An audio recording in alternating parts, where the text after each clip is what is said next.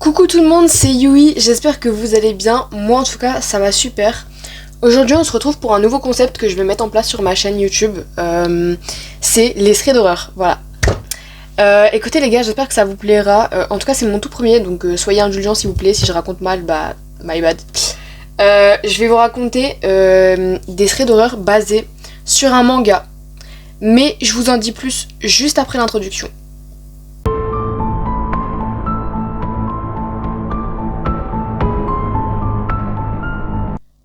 Ok, maintenant que l'introduction est terminée, je vais vous en dire un peu plus. Moi, faut savoir que je suis fan de tout ce qui est horreur, donc forcément, bah, les mangas horreur, ça n'y échappe pas. Et mon numéro 1 préféré dans mon cœur, qui ne sera jamais détrôné, c'est ce manga-là. Il s'appelle Mes 100 comptes mortels, si jamais pour ceux qui veulent. Pour le moment, il y a 6 tomes, mais il y en aura un 7ème qui va être sorti bientôt. Pardon, excusez-moi, je perds mes mots. Et vous voyez toutes ces petites étiquettes là? Et ben c'est mes threads d'horreur. Voilà, tout simplement. Je vais vous raconter l'histoire, enfin les histoires en tout cas, vous allez comprendre juste après, de ce manga. Alors déjà je vous mets un peu dans le contexte. Dans ce manga, on va suivre l'histoire d'un petit garçon. Et en gros, ce petit garçon, il en a marre de sa vie en général. Donc il souhaiterait mettre fin à ses jours. Seulement, la fois où il a essayé de sauter par la fenêtre au niveau de sa classe, pas très joyeux, sa pote de classe qui s'appelle Ina, je crois, attendez je vais vérifier, Ina, voilà, elle s'appelle Ina, cette fois-ci, je suis sûre. Ina, pardon, excusez-moi, c'est vraiment la rêve de trop. Je suis désolée, c'était même pas drôle. Bref, en gros, Ina, pour essayer de retarder un peu ce suicide, va parler de ce qu'on appelle les 100 comptes, le jeu des 100 comptes, voilà. Donc en gros, ce jeu des 100 comptes consiste simplement à lire 100 histoires paranormales, surtout, d'horreur. Et apparemment, à la fin de ces 100 histoires, il y a un réel fantôme qui apparaît. Et je pense pas que ça va bien se finir. En tout cas, elle disait ça dans le but surtout de ralentir ce petit garçon. Seulement, bah, lui, il va lire pour de vrai les 100 contes. Et nous, bah, nos petits threads d'horreur vont être basés sur ces 100 contes. Voilà. J'en ai sélectionné quelques-uns sur déjà rien que le tome 1. Comme vous pouvez le voir, il y en a déjà 5. En tout cas, c'est ceux qui ont le plus retenu mon attention. Et encore, j'ai pas encore fini de faire mon inventaire. En gros, je fais mon petit panier, quoi. Voilà, voilà. Et ben les gars, je vous propose de commencer avec la première histoire. Pour cette première histoire, on va suivre l'histoire de Suzuki. Suzuki, c'est un gars qui, un matin, se réveille et pendant qu'il part au boulot parce qu'il est à la bourre, et il pense à voix haute, ouais, putain, fait chier à cause de mes cheveux, je suis à la bourre, franchement, ils sont chiants à coiffer, si seulement j'avais les cheveux du patron, ils sont si soyeux, etc. Enfin bref, genre vraiment, en fait, il commence à rager un peu au niveau de ses cheveux. Parce que ça le fait chier de pas avoir les mêmes cheveux que le patron, parce que lui il pense dans sa tête que les cheveux du patron ils sont soyeux, donc du coup ça doit être très facile à coiffer, etc. Bref. Pour le moment ça commence vraiment genre normalement. Et puis ensuite Suzuki va au travail, il parle un peu avec ses collègues, il remarque d'ailleurs une meuf sur qui il a un peu flashé, voilà, il la trouve un peu belle. Et en fait, il y a un de ses collègues qui débarque et tout, qui a énormément de piercings, surtout sur le visage. Il adore ça. Voilà, les piercings, c'est juste son truc, quoi. Et Suzuki, il regarde, il fait ouais, encore des nouveaux piercings et tout. Et le mec, bah, répond juste ouais, si tu veux, je pourrais t'en passer à un moment donné, hahaha. Et en fait, Suzuki répond bah, je veux bien. Et en fait, à ce moment-là, il voit un truc très étrange. Il va constater que son collègue commence à ne plus... Enfin, à la place de ses piercings, il a plein de trous au niveau du visage qui se mettent à pisser le sang. Clairement. Voilà. Est-ce que c'est bon pour vous? Seulement, bah du coup, les piercings ne sont plus là. Et Suzuki, le soir, il rentre chez lui. Et avant de partir, il avait remarqué une boîte aux lettres d'un ancien propriétaire qui était vraiment genre bien scotché et tout ça, vraiment condamné. Et là, il remarque que cette boîte aux lettres est ouverte. Et ce matin, dans cette boîte aux lettres, il avait vu des cheveux. Et il trouvait ça un peu dégueu. Et là, en passant, il remarque que dans la boîte aux lettres, il n'y a plus de cheveux. Seulement, il y a des piercings. Est-ce que vous comprenez un peu là où je veux en venir? Je pense que vous comprenez un peu. Sur le moment, il se pose pas trop de questions, il fait pas vraiment le lien entre les piercings de son pote et les piercings qui sont actuellement dans la boîte aux lettres. Ce qui est quand même assez chelou, on va pas se mentir. Surtout qu'il y a du sang, forcément.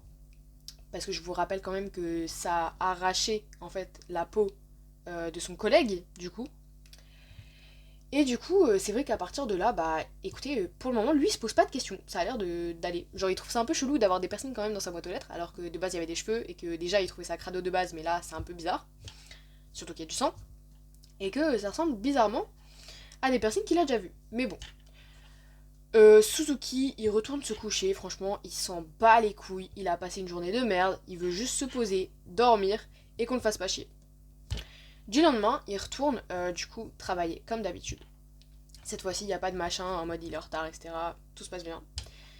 Et il croise une de ses collègues. Et elle lui dit: Oh, regarde, t'as vu ma nouvelle manicure? Elle est trop cool et tout. Si tu veux, je pourrais te la faire. Hahaha. Suzuki répond encore une fois: Ah bah ouais, je veux bien. En rigolant. Et là, à la seconde où il dit ça, il voit les doigts de sa collègue complètement défoncés. Au niveau du bout, au niveau des ongles. Elle a plus d'ongles. À la place, il y a une mare de sang qui pisse le sang, clairement. C'est vraiment très gore comme moment qu'il voit. Et en fait, genre, le man, il est un peu choqué, quoi. Logique. Je pense qu'on serait tous choqués à sa place. Et du coup, suite à ça, bah, il se barre chez lui. Voilà. C'est un peu traumatisant ce qui vient de se passer et tout ça. Donc du coup, bah, il retourne chez lui. Et une fois dans son entrée, il va regarder dans la boîte aux lettres. Et dans la boîte aux lettres, il voit les ongles de sa collègue. À ce moment-là, il panique. Il comprend très vite le lien, il fait le rapprochement entre les cheveux, il comprend que c'est enfin les cheveux de son patron, qui est d'ailleurs à l'hôpital parce qu'il s'est fait déchirer le crâne, quoi. Ensuite, il fait le lien avec les piercings, il se dit putain, c'est vraiment les piercings de mon collègue et tout ça, et maintenant, en plus de ça, il y a les ongles de ma collègue. Et là, il se rend compte d'une chose, c'est que à chaque fois qu'il y a eu des apparitions comme ça dans sa boîte aux lettres, il avait répondu aux personnes concernées: oui, je les veux. Ou alors, il avait dit qu'il voulait les cheveux de son patron. Il avait dit qu'il voulait bien les piercings de son collègue. Il avait dit qu'il voulait bien une manucure de sa collègue. La même manucure. Coïncidence? Je ne crois pas. Et je crois que lui-même a compris que ce n'était pas une coïncidence. Suite à ça, monsieur pète un câble. Il panique. Il décide qu'il faut sceller cette boîte aux lettres comme elle l'était de base. Cette mèche commence vraiment à me péter les couilles. Mais je vais rien dire parce que j'ai peur qu'elle se retrouve dans ma boîte aux lettres. C'était pas très drôle. Et donc du coup, suite à ça, ils foncent au magasin de bricolage, essayer de trouver de la colle forte ou un truc qui peut vraiment genre souder cette putain de boîte aux lettres. Quand soudainement, ils croisent la meuf sur qui il y a eu un petit crush. Et suite à ça, bah ils commencent à discuter et tout un peu en mode hey, coucou, ça va? Bah ça va et toi? Ouais bah ça va, nanani nanana. Et à un moment donné, cette meuf en question, il y a un mec qui la rejoint. Et elle lui annonce que c'est son mari. En mode coucou, regarde, c'est mon mari. Je te le présente. Suzuki dans sa tête, il pète un câble, hein. Ok? Il est vraiment genre en pleine crise de jalousie. Et en fait, le gars de cette meuf, il dit à Suzuki ouais, bah écoute, qu'est-ce que tu veux dans le magasin? Écoute, si tu veux, je te le prends. Écoute, c'est pour moi. T'es un petit étudiant, t'es un gamin. Si t'as pas les moyens, y a vraiment pas de honte, je te paye. Y a pas de souci. Sauf que se faire traiter de gamin par le mari de la meuf que tu veux pécho, ça te fait un peu péter un câble.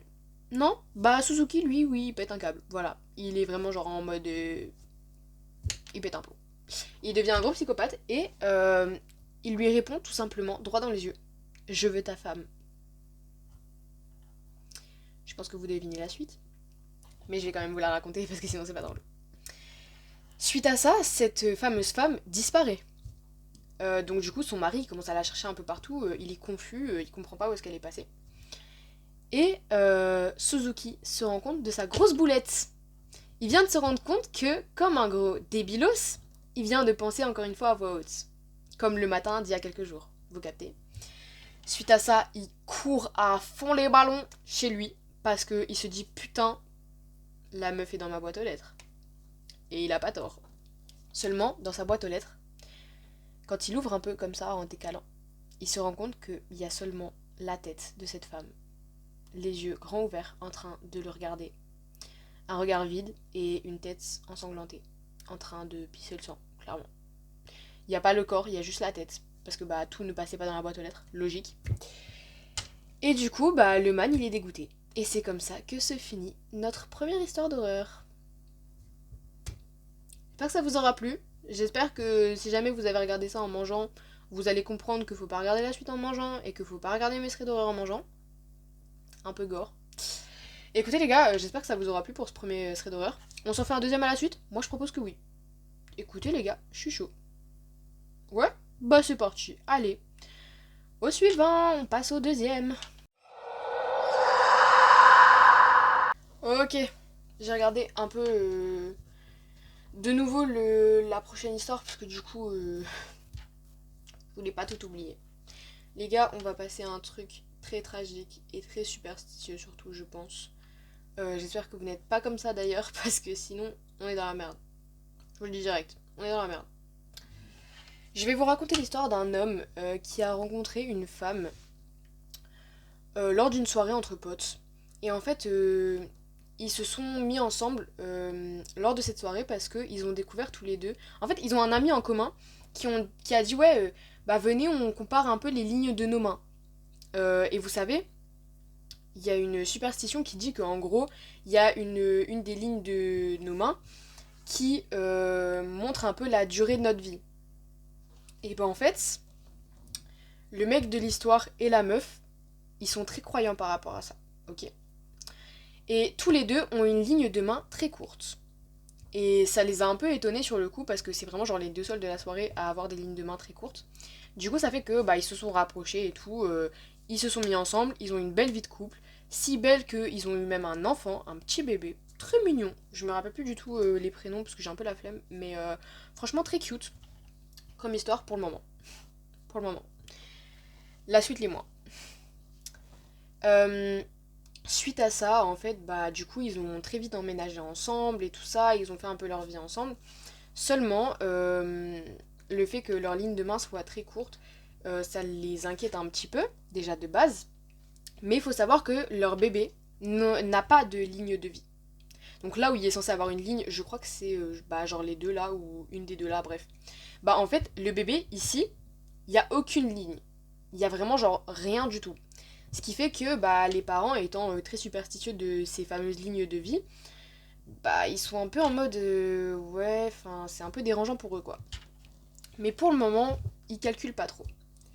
Les jours passent et tout ça, seulement le couple commence à être de plus en plus nerveux sur le fait que leur ligne de vie est très courte, donc ils ont très peur de mourir. Et en fait, pour eux, le fait que leur bébé n'ait pas de ligne de vie, c'est signe qu'ils peuvent avoir un accident à tout moment. Et qu'il va y avoir un accident très prochainement qui va faire que tout le monde va mourir, toute la famille va mourir. Vu que le bébé a genre quelques semaines à ce moment-là. Donc faut savoir qu'ils se mettent de moins en moins à sortir. Ils se... Comment ça s'appelle? En gros, vraiment, genre, ils s'enferment chez eux, ils se barricadent chez eux, ils sortent plus, sauf vraiment, genre, pour le nécessaire. Même pour ce qui est du travail, faut savoir que lui ne va plus du tout travailler. Il va travailler par télétravail seulement. Ils se mettent à avoir même des... Enfin, ils se font des petites psychoses dans la tête en mode ouais, tu trouves pas que nos amis ils sont un peu chelous, ils vont nous trahir et tout. Genre vraiment, le mec pète un câble. Et c'est surtout lui qui pète un câble. Sa femme, elle suit, mais elle est moins tendue que lui, on va dire.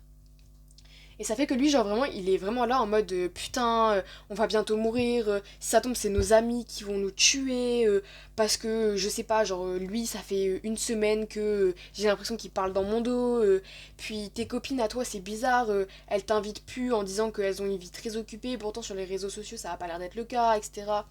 Genre vraiment plein de choses comme ça. Et en fait, le mec, tellement il pète un câble que genre vraiment c'est hallucinant à voir parce que en fait il se met à avoir des superstitions sur tout le monde en mode genre tout le monde est suspect pour lui quoi. Tout le monde est un potentiel danger pour lui. Donc ils arrêtent les balades en famille, les sorties dehors, tout ça, tout ça. Et un jour son patron s'inquiète un peu, donc il va se pointer chez lui. Enfin chez ce mec du coup. Enfin chez cette famille plutôt, généralement. Seulement, en ouvrant la porte, il voit que c'est son patron, il panique total, mais genre vraiment panique totale. Il referme la porte, il ferme à clé, il commence à dire à sa femme ouais, faut qu'on se barre, on doit se barrer par la fenêtre, mais après c'est bizarre parce que le voisin il est louche aussi, donc je sais pas trop quoi faire et tout. Et en fait, tellement il panique, il commence à faire, il sort la phrase de trop genre, il fait putain, mais c'est à cause de ces putains de lignes de vie de merde et tout qu'on en est là et tout ça. Et en fait, il regarde sa femme, totalement paniqué bien évidemment, il regarde sa femme et il dit il faut qu'on allonge nos lignes de vie. C'est là que monsieur prend un couteau et se taillade au niveau de sa ligne de vie pour la rallonger. Un peu con comme idée, mais pourquoi pas. Quand t'es un psychopathe, bon, ça doit être quelque chose qui te traverse facilement l'esprit.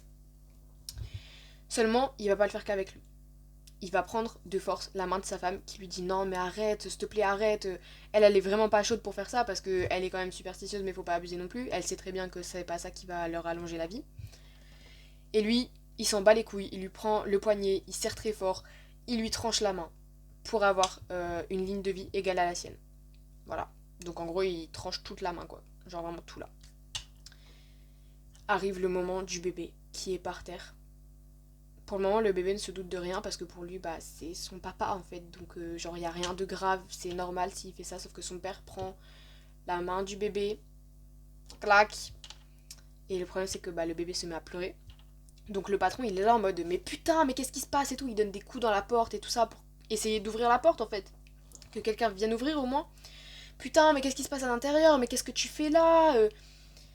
Il finit donc par appeler les pompiers et la police. Truc totalement normal en fait quand on entend ce genre de bruit. Et après plusieurs tentatives ratées, les pompiers arrivent enfin à ouvrir la porte. Et ils s'avancent dans le petit salon.